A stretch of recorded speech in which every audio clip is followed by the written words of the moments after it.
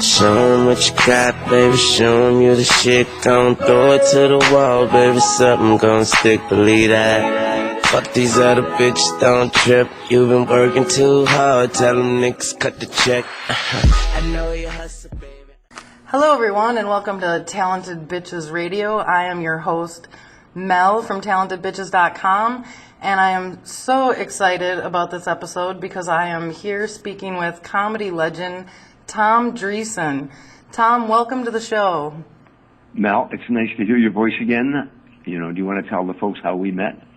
Yeah, actually, it was pretty exciting right before I moved to Mexico. I was about to move there, and I was invited by Jim Roth to go down to Chicago to film. It was like a pilot he was going to pitch, and I was lucky enough to be picked to be in it, and you came and gave a wonderful speech that at the time was really right on point with what I was about to go do and move, and it's what, you left a huge mark on me, which is why this is such an honor to be talking to you again today. I appreciate that. I wanted your listeners to know that how we met was through Jim Roth, but I do a thing around the country sometimes on my own for no money called The Joy of Stand-Up Comedy and How to Get There. It's a motivation speech to stand-up comedians, and I've been doing it for years. I do it in New York and Philadelphia and Los Angeles and Chicago, and comedians, if they've been in the business for 10 days or 40 years, it doesn't matter. It's about enjoying this wonderful journey that we're on. The greatest profession on the planet, in my opinion, is stand-up comedy. And what I found through the years is that so many of our people don't enjoy the trip, the journey. They're grinding and worrying and fretting, and 85% of all stand-up comedians, in my humble opinion, are insecure, neurotic, sometimes psychotic, love-starved wrecks.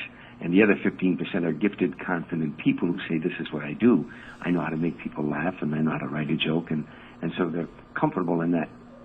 But what makes the other 85% funny is their cynicism, that they're cynics for the most part. But what I want them to do is enjoy the journey.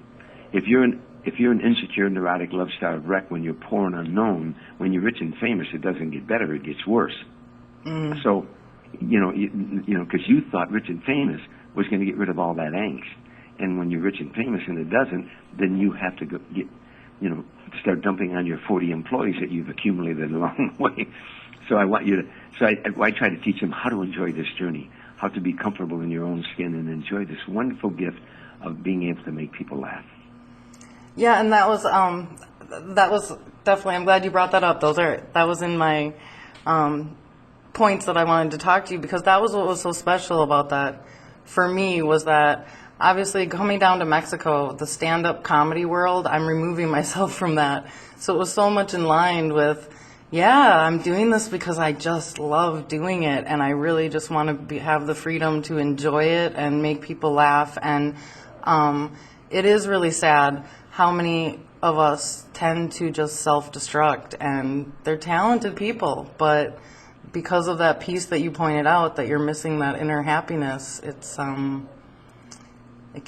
know you've seen person after person, example after example of just, it can turn into a really sad story. Well, I've known 5 stand-up comedians who committed suicide in my lifetime, and very funny people and terrific. Richard Jeni being one, and Freddie Prinze being another, and Steve Lebetkin being another. And I've known them, and not to mention those that have overdosed on drugs and stuff. And one of the big problems is that most stand-up comedians tend to compare themselves with another comedian. I started out with Mel, or I started out with Dave or Jay, and now they're doing this, and I haven't gone that far, and she got her first Tonight Show, and I didn't, and so what I try to teach them is that there's a great Hindu proverb that says there's nothing noble about being superior to another human being. True nobility lies in being superior to your former self. Am I a better son than I was last year? Am I a better daughter? Am I a better husband or wife than I was last year? Am I a better father, mother? Am I a better comedian than I was last year? So your only competition your whole life is your former self. You listen to your tapes. Have I grown from last year? That's your only competition in life. is your former self. And so we're not in competition with others, Exactly. Well, which in the business, it becomes a really hard illusion to not fall for. Do you know what I mean? Like, Sure. it's just so much hype, and I got this, and I got that, and all these egos, and I mean, to be as grounded as you need to be to maintain the attitude that you're talking about, and you're such a great example of someone who's done that.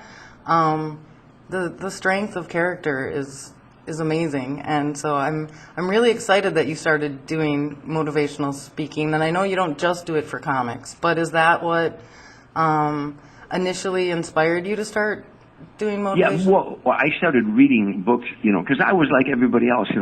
I had 8 brothers and sisters. I grew up on the south side of Chicago. I lived in a shack. 5 of us slept in one bed. We had no bathtub and no shower and no hot water. And it wasn't during the Depression. I'm not that old, but both my parents were alcoholic and at one time, and so I grew up in a negative environment. And when I was a high school dropout at 16, and I shined shoes in taverns from the time I was 6 till I was 12. I set pins in bowling alleys. I caddied in the summertime. I sold newspapers to feed my brothers and sisters. I dropped out of high school at 16 and went into the service at age 17, and got a high school diploma from the service, through the GED program. But I began to read, and I started reading all sorts of novels and stuff. And then I segued over to positive mental attitude books like Norman Vincent Peale, The Power of Positive Thinking and stuff. And I started reading things that would improve my mind. And also I started reading about people that became a success, and how they came about becoming a success, and so that kind of thing. So once I got into the business and started working as hard as I did, I started giving motivation speeches at colleges and high schools for free, just to get my chops up until I came up with a format. I talk on 4 subjects. Number 1, perception. 2, visualization. 3, self-talk. And 4, develop a sense of humor. And once I started doing that, corporate America started hiring me, aside from being a stand-up comedian or a master of ceremonies for their awards banquet, to give a motivation speech at their luncheons and stuff like that. And then I started doing it for free for comedians, just because it's the profession that I'm in and how much I love it. And I wanted them, again, as I pointed out earlier, I wanted them to enjoy this. The greatest gift that, to me, that a God can bestow upon a human being is a sense of humor. And the sense of humor is not when you have the ability to laugh at others' shortcomings and misfortunes, it's when you have the ability to laugh at your own. I've known more stand-up comedians that bring so much joy to audiences that don't have a sense of humor. They don't know how to laugh at themselves. And if you can learn that, then all the disappointments in the world aren't as big and major as you make them. If you learn to laugh at yourself and laugh at, along the way with the journey. But more important, again, that what you're doing is you're bringing health to our society. What greater profession on this planet is there than stand-up comedy? It's now a proven fact that laughter is healing. It's not only psychologically uplifting because it's a deterrent.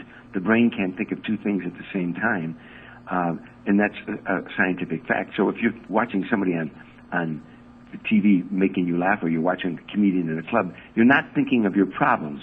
So it's psychologically uplifting because it's a deterrent. But now we find out, UCLA did research that when the human body laughs, then endorphins are released into the bloodstream from the brain. That's why after a real hearty, strong laugh, you go, oh, and this sense of well-being comes over you. It's because your body's gone through an actual chemical change. So, again, laughter is psychologically uplifting and physiologically therapeutic. So comedians are truly physicians of the soul. So I'll refer to you as Dr. Mel from this point on. How's that? Wow, I've never had that awesome of a title. Thanks. But they are, and they're important to a society, and therefore that's why I spend time with new and old comedians to, give them motivation. It's weird that you would even bring that up, because I was thinking just recently that the next time I'm mad at someone and I want to talk to them about it, I am going to make myself laugh hysterically before I talk to them, because it's so hard to address somebody, even if you're angry, like you said, after that endorphin release has happened, it's like, I just think, I'm like, wow, that would just change the dialogue so much, and it could actually, it just takes that. Well, when you're angry, you're feeling something in your brain as well. So it's like, if you laugh before you talk about something that you're angry about, I was like, maybe that would balance it out, where you could, just lose the anger and address the issue. But well, by the way, when I was studying acting in Chicago and in LA, they had a couple times. There were times that you had to cry on command, and then you had to laugh on command. And a lot of people do not know how to do that. But if you were in a movie, in a scene, and you had to burst out laughing at something, you would have to rehearse that with yourself, how to laugh out loud. So if you can teach yourself to laugh out loud, then you should laugh out loud at least 10 times a day. 2 times in the morning, 2 times in the afternoon, late afternoon. When no one's around, you just go into a room or go into the bathroom or go into the closet and just, and laugh out loud a couple times. And you'll catch yourself laughing more, There's a CD out of nothing but laughter, and they play it sometimes at children's cancer wards and stuff like that. I've got it in my car. If you're stuck in traffic and you turn that CD on, it's just people laughing. Before you know it, you're laughing, Yeah. And again, it's healthy, but. And a free antidepressant. You can save absolutely so much money. Well, I would definitely want to get back into the motivational speaking aspect of your career, but would you mind if we reviewed a little bit of the journey that has been Tom Dreesen's life? Sure, gladly. You want me to take you there, or do you want to start it? Well, why don't you start? Because you probably are better at telling the story than me, so you start. Well, how I came into comedy, after I came out of the service, I had no idea what I wanted to do. I never, ever, ever thought of show business. It was the furthest thing from my mind. I wheeled concrete. I worked construction. I ended up getting married, having kids, and I worked construction. I was a bartender at night, and I worked construction during the day, and then I loaded trucks on a loading dock, and I dropped my Teamsters card, and I became a foreman. And I just tried one job after another. I worked for the city of Harvey, a suburb on the south side of Chicago, as a city inspector, and then I took photographs. My brother was a photographer, and I helped him. I was a private detective for a little while, for a couple of years, doing odd jobs, never happy at anything that I did. And then finally I started selling life insurance, and I ended up joining the JCs, the civic group. And the JCs were formerly the Junior Chamber of Commerce. It was young men ages 18 to 36. And they had leadership training programs. They taught you how to serve on a committee, how to chair a committee, and how to just to make the community a better place to live in. But in doing so, you got leadership training, and part of it was speaking in front of an audience. But I wrote a drug education program teaching grade school children the ills of drug abuse. It's a concept I had. They weren't teaching drug education in those days in colleges or in high schools, let alone at an elementary school level. But it's an idea I had to get the kids laughing, play records, get them laughing, and then plant the seeds about what was going on in the community and trying to get them not to go the drug route. Helping me on this project was a young black man joined the JCs. He graduated from Norfolk State College in Norfolk, Virginia, and E.I. DuPont recruited him into Chicago. And he joined this chapter, a Harvey, Illinois chapter, about the time I was proposing this project. And I already had a guy with me. He came up to me after the meeting that I proposed it. He said, gee, I'd like to help you with that. And I told the black guy, gee, I'm sorry, I already got a guy.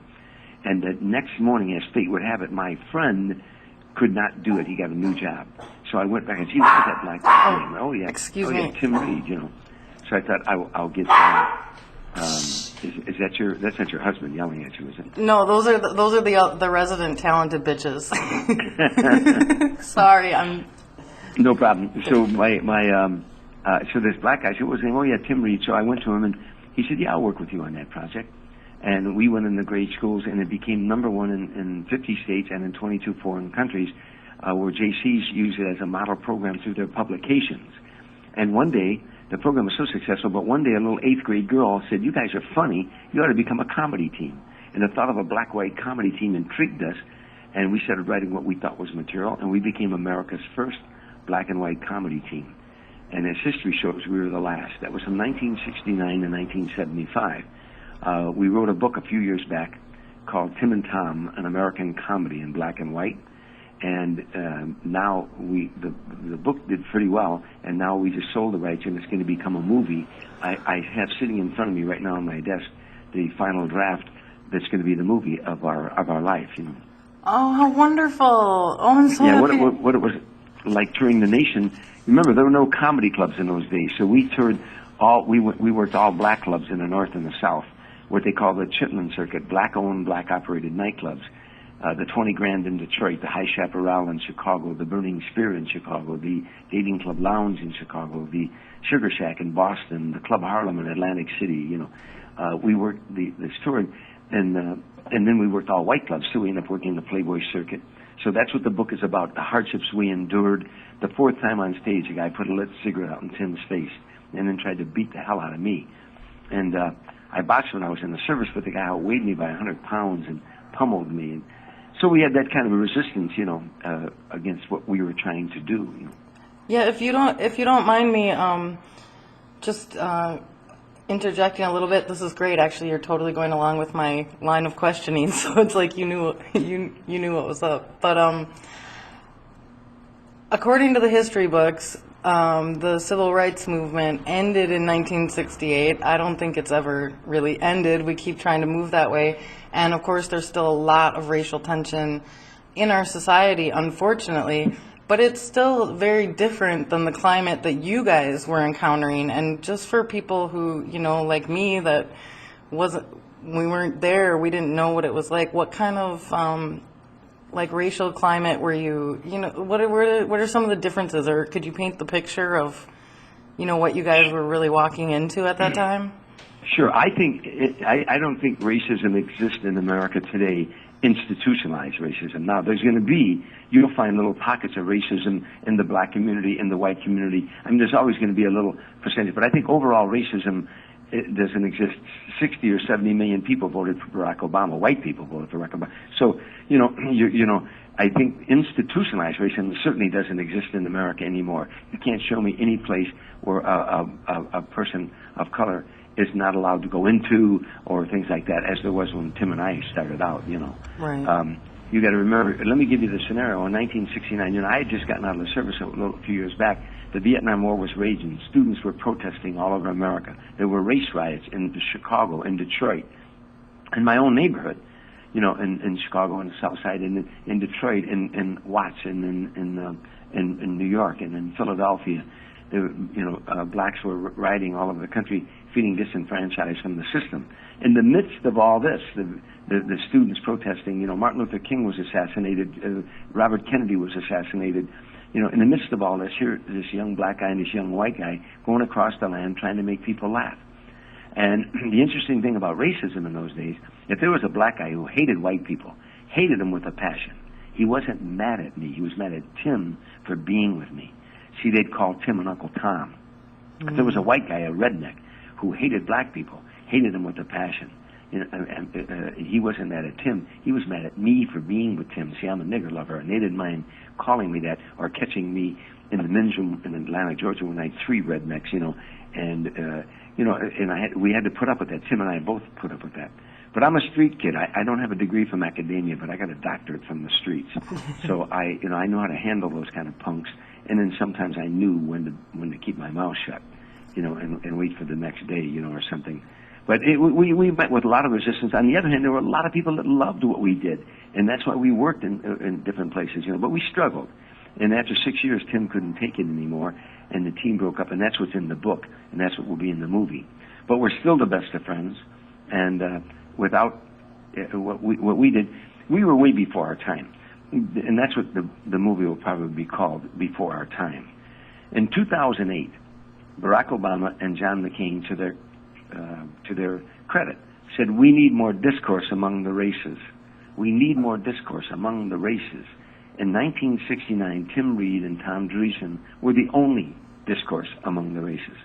There might have been on TV Bob Culp and Bill Cosby or Gene Wilder and Richard Pryor in movies. We were in the trenches, going across the land, and going on stage night after night, having a discourse. Even if we weren't talking about race in our comedy, if we're talking about going to get a hamburger, we were a black man and a white man having a discourse that America was not having.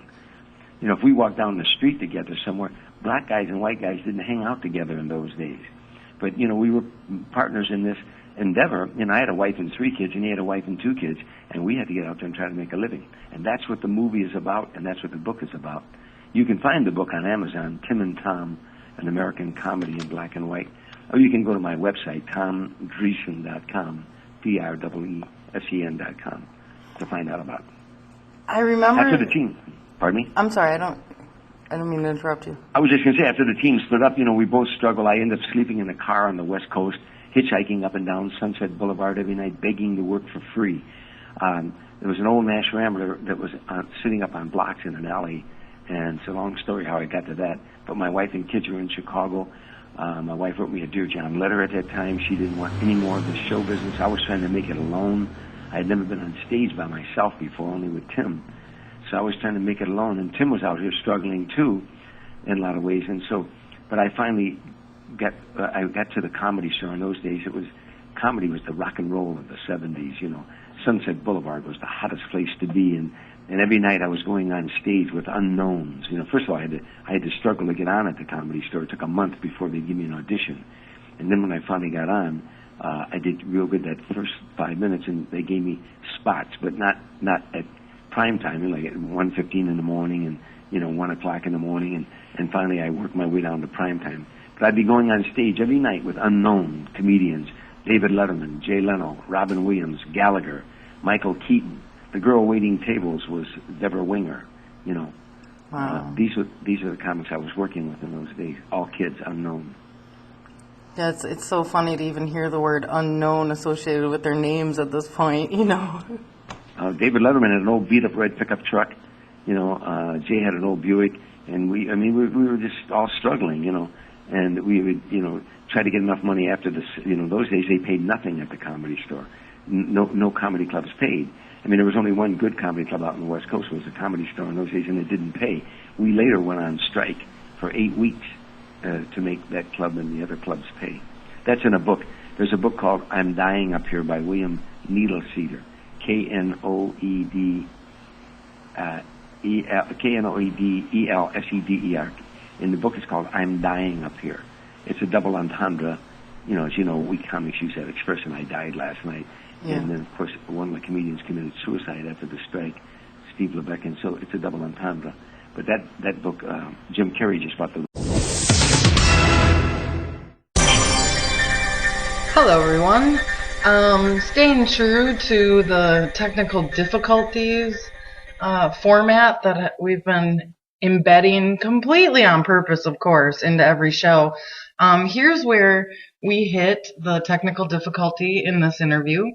The memory card that I could have sworn I cleared, apparently I screwed up and it wasn't clear, and this is the part where the recorder started flashing out of memory. So Tom was in the middle of this great story. I had to pause him, ask him to give me a second. He was kind enough to let me call him back, and we continued to have a wonderful interview. So let's get back to that interview. Thank you for your patience and understanding. And now, back to the show. Thanks, Dookie. Tom Dreesen. Hi, Tom. It's Mel. Sorry. Hi, Mel. How you doing? Good. Hey, I feel like I just talked to you. Okay. I have technical difficulties cleared. This is actually, it's kind of a running joke with the show that instead of talented bitches, we should call it technical difficulties, because whether a dog barks or we always have something. So thank you so much for your patience. No problem.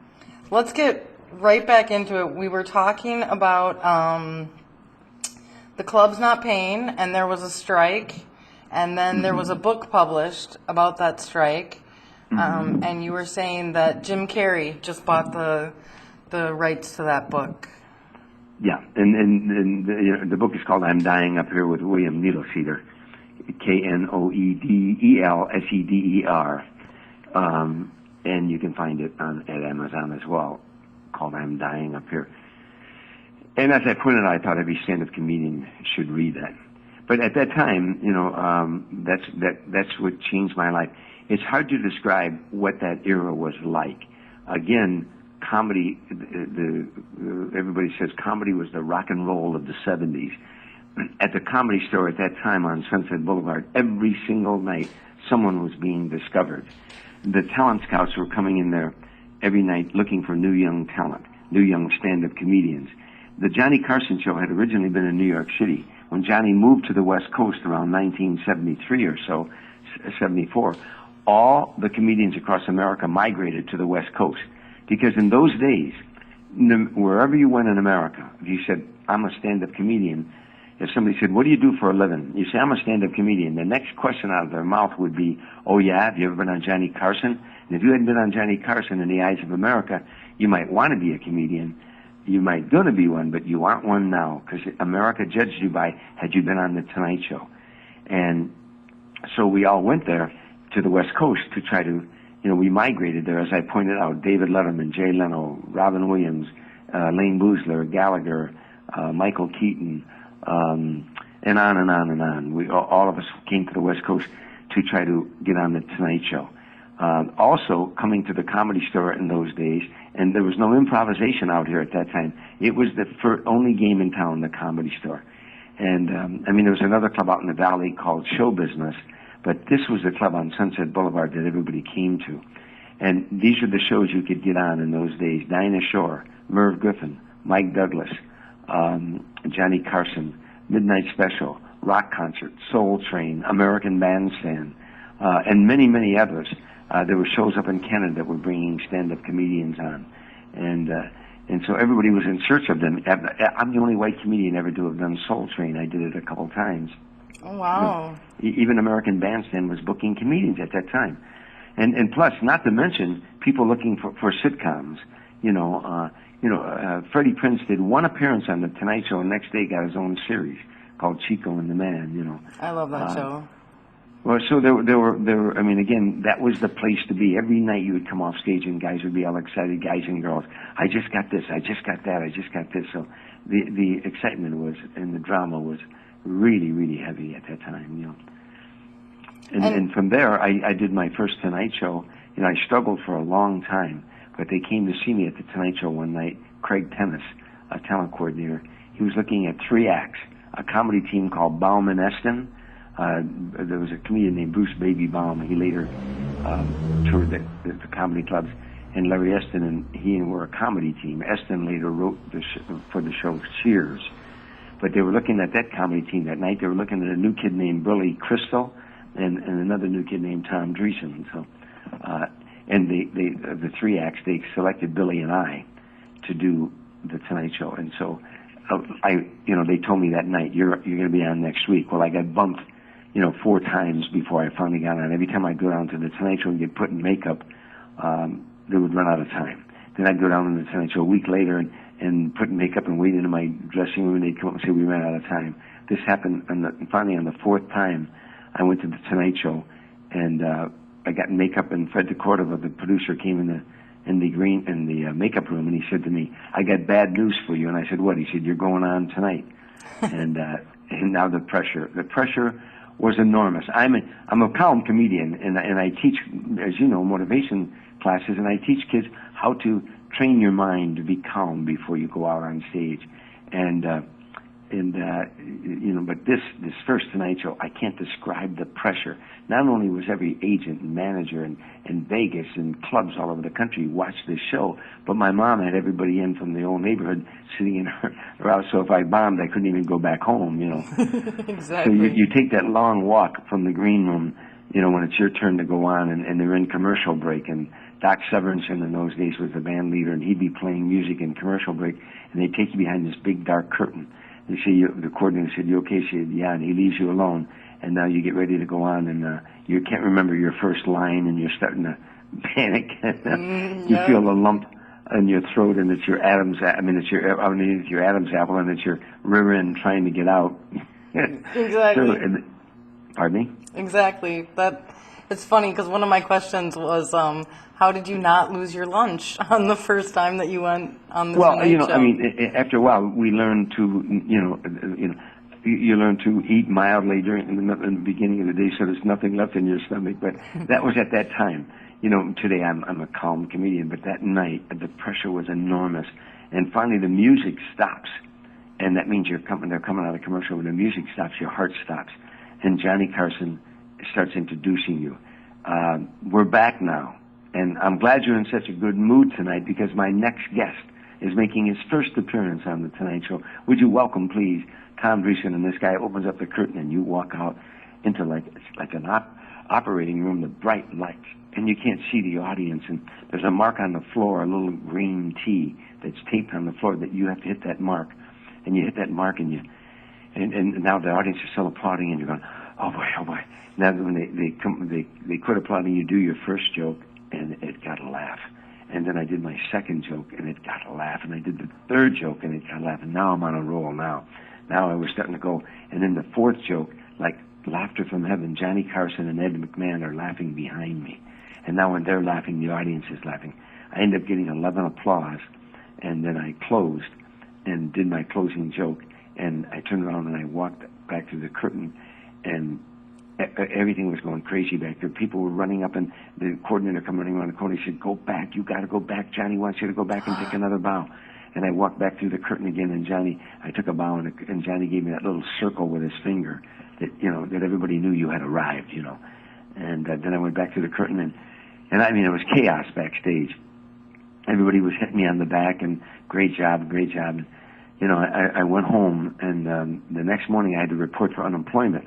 I had a little apartment. My wife and I had gotten back together. I had my kids here, and when you go on the show, that's it was those days. It was like 11:30 at night or midnight when you finally got on.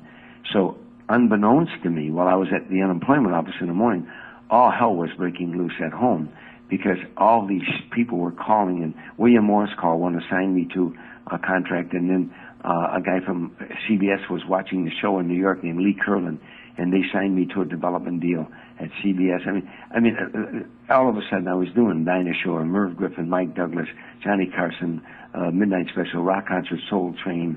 I was doing game shows, $20,000 Pyramid, and I was doing Match Game, and I was doing Hollywood Squares, and just all these shows were opening up to me, And plus Sammy Davis Jr. saw me, and he took me on the road with him for 3 years of touring. I mean, it's just one of those things that one show could launch your career. As a point of reference, I've done now 61 appearances on The Tonight Show since that first night, and of course I've done that many Letterman shows as well, and even hosted Letterman. But from my first Tonight Show, I've never stopped working from that first appearance on The Tonight Show.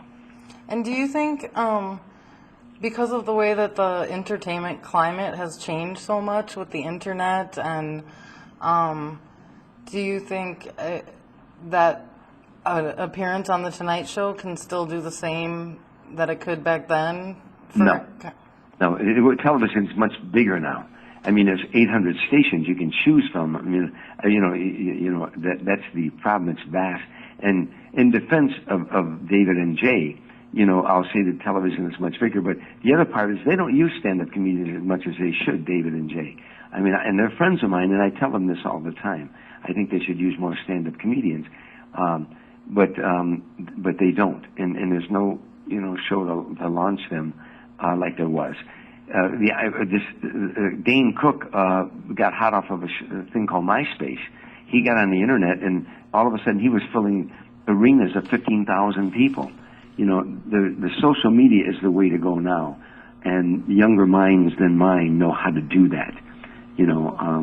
My daughter's got me involved. I'm on Facebook, and I'm on, I've got 3 different Facebooks, and if I appear in Atlanta, Georgia, and I put that on my Facebook, I'm appearing in Atlanta, Georgia. Not everybody on my Facebook lives in Atlanta, but they all have friends and family that might live down there, so they contact them. Hey, one of my Facebook friends is appearing in Atlanta, so that's where you go now, the social media. You still have to be funny. I mean, you got to get people to want to follow you, So you can post on YouTube if you get some really funny stuff, Oh, I know that's the route we're going. So, yeah, it's interesting how much that has changed, and I'm so fascinated watching what it's doing to entertainment, and I don't know if you know a comedian, Bo Burnham. Have you ever heard of? No, I haven't. He's a younger fella. He basically got a Comedy Central special through YouTube videos that he was posting. So it's neat the way that it's changed, but at the same time I don't know what the right word is. The Tonight Show, and even, you mentioned Sammy Davis Jr. and the Rat Pack, and there was like this feeling of like class, or I don't know, elegance and style, and they had it, by the way. See, the difference is, in my day, you simply could not get on television if you worked blue. If you did any dirty words at all, you simply could not get on. The only shows that the show was the Tonight Show, and you had to write material that would make Grandma and Grandpa, Mom and Dad, and the kids laugh. The teenagers and the kids because they watched that show. So you couldn't work blue. I do a joke sometimes. I talk about, I was working at the Laugh Factory a couple of weeks ago trying out some new material, and as I came off stage, two young comedians were talking about me, and they didn't know I was there. One of them said, he's old school. And the other one said, what do you mean he's old school? He said, well, he doesn't use the F word. And the other comedian said, he doesn't use the F word. What does he use for adjectives? and I stuck my head around the corner and I said, adjectives. Adjectives, yeah. But I mean, I'm not a prude. I mean, I watch blue comics, and by the way, I can do a stag roast with the best of them. But in my day, you couldn't do that. So you had to learn the right material. You had to really think out your material and be more creative. The problem with the F word is that it's a noun, it's a pronoun, it's an adjective, it's an adverb, and so you go there whenever you can't think of anything creative to say. So then you become lazy and become relying on it, that using it as a punchline in many cases, Again, I'm not a prude, but I think you should challenge your creativity and try not to, if you can, write your first hour without being blue at all. That's a real challenge to you, Yeah. But I mean, young kids today think that they're hip when they use the F word every other time. They think that makes them hip, and they think that makes them pushing the envelope or cutting edge. I want to tell them my grandmother uses the F word, so you're not shocking anybody, anymore. Well, yeah, and at this point, is it? I mean, it's become so much just part of the culture that I don't really think it is edgy, and that's one thing that I really liked when I moved here to Merida. I brought my set from the United States, and in the United States, it was working great, and I was doing a lot, edgier things. I'm not super crass because I tend to agree that it can be a crutch, and I from the start I try to push myself that way, but so I get down here and everything's just falling flat, and I'm thinking, oh my God, what's happening? And it's been great working audiences here because, people who live here or people who are vacationing here, they don't have that angry edge that, people sitting in a club in Milwaukee that just got off work and they're, upset about whatever. There's just not this tension and anger as much in the crowds here, and so it's been really interesting learning to adapt my material to them, and I so quickly get told when I've gone too dark, when I've gone too far the other way, and so I really have enjoyed the challenge of kind of just ditching the way that I used to work up north and trying to learn a whole new vibe, and it is a little bit more innocent and more creative and cleaner. So it's. Well, here's another. Just being a businessman, we're in show business. That's two words: show and business. And the business-wise, you can work comedy clubs the rest of your life and work blue as you want, and you may develop somewhat of a following, and you'll work comedy clubs the rest of your life. Or I can go out and do one corporate date and make more money than I would make all month at a comedy club. One corporate date, and I'll make more money. Now, corporate America, if people come to your show in Las Vegas or wherever you're appearing at, they're at the mercy of your material. They come in to see you. If corporations hire you, then they can dictate policy. And almost always they will want you to work straight ahead and clean. They don't want you to work blue and it'd be offensive to their clients or whatever. So I do a lot of corporate dates a year, and it makes me a lot of money. And I don't. And it's another wonderful thing about it. I don't have to worry about the door. You know, when I work a corporate date, they're there. I don't have to keep peeking out and calling the maitre d' how many people we got out there tonight. You know, so that it's another part of working clean is that you can get a lot more work. Now, I'm not a prude, so I wouldn't want any of the comedians listening thinking that I wouldn't go see them because they work. Well, I'd love to see them. You don't offend me. You know, I'm a street guy. You can't offend me. You know, but I'm just saying from a business perspective, I'm still working all the time. Do you know how many comedians I know that started out with me that aren't working because they work blue and so they can only work to a special audience, you know. My situation is, and then also remember that I toured with Sammy Davis for years. I toured with Frank Sinatra for 14 years till the day he died. Their audiences were grandma and grandpa, mom and dad, and the kids, and they paid me very well. But they paid me to do a job, set that audience up for them. Get that audience up and get them bristling, get them cooking. If I were to work blue, and you know, the audience would not be in a good mood when they came out, you know. So that was other part of my training, you know. Now I'm doing a one-man show around the country called An Evening of Laughter and Memories of Sinatra. So I'm doing it in theaters of 800 seats, 1,000 seats, 500 seats.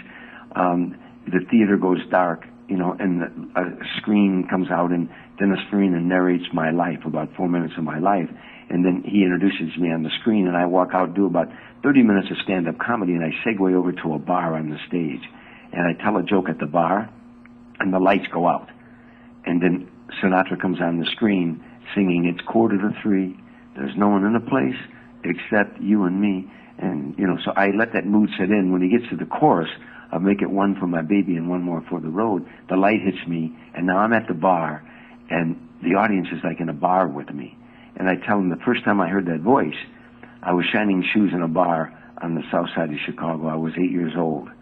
And then I take the audience from that 8-year-old boy, hearing Sinatra on the jukebox when he was 8 years old on the south side of Chicago, to one day carrying his coffin out of a church in Beverly Hills.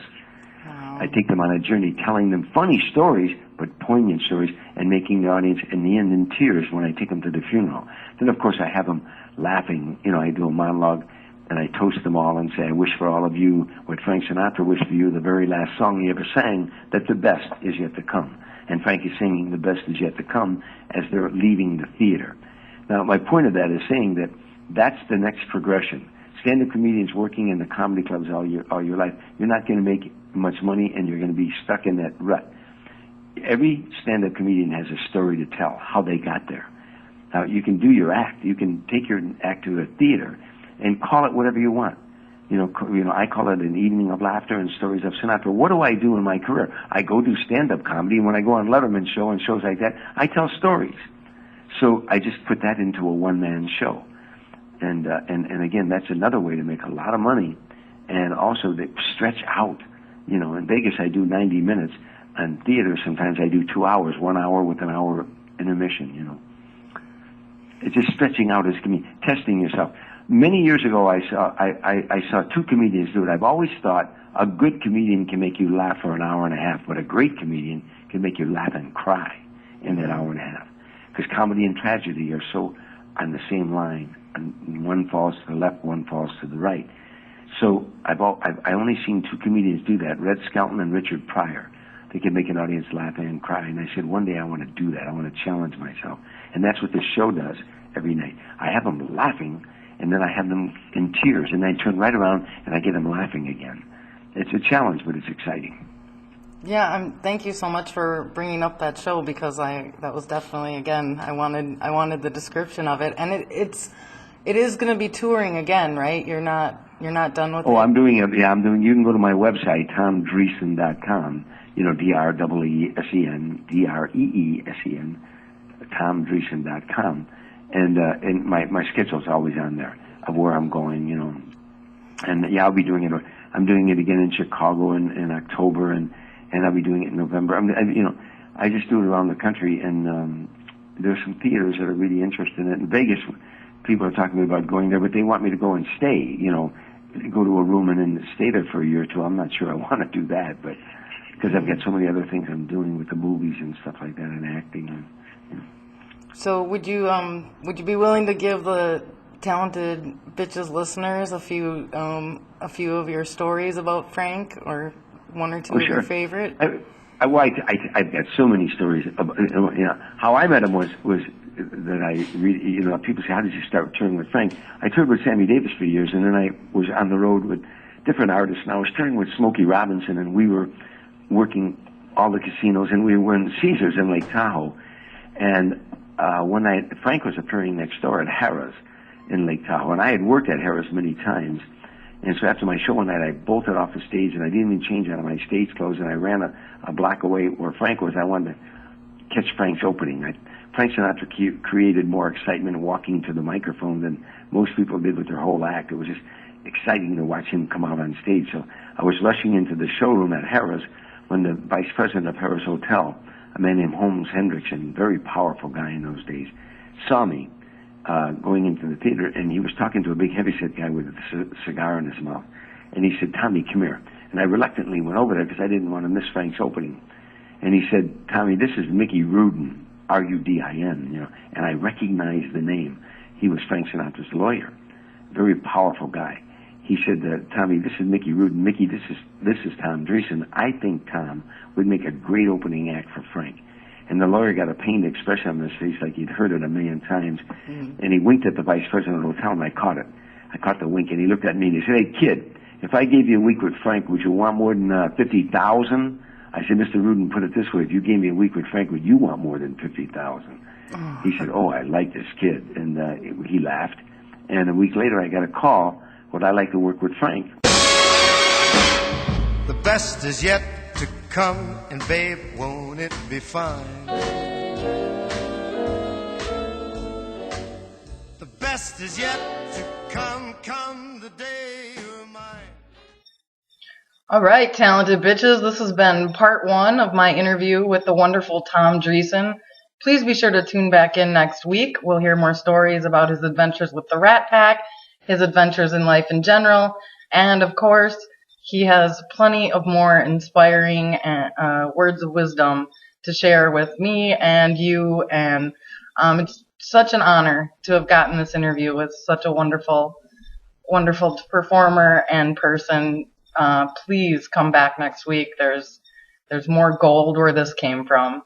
Until then, live and love, everybody. Have a good one. Show 'em what you got, baby. Show 'em you the shit. Gon' throw it to the wall, baby. Something gon' stick, believe that. Fuck these other bitches, don't trip. You been working too hard. Tell them niggas cut the check.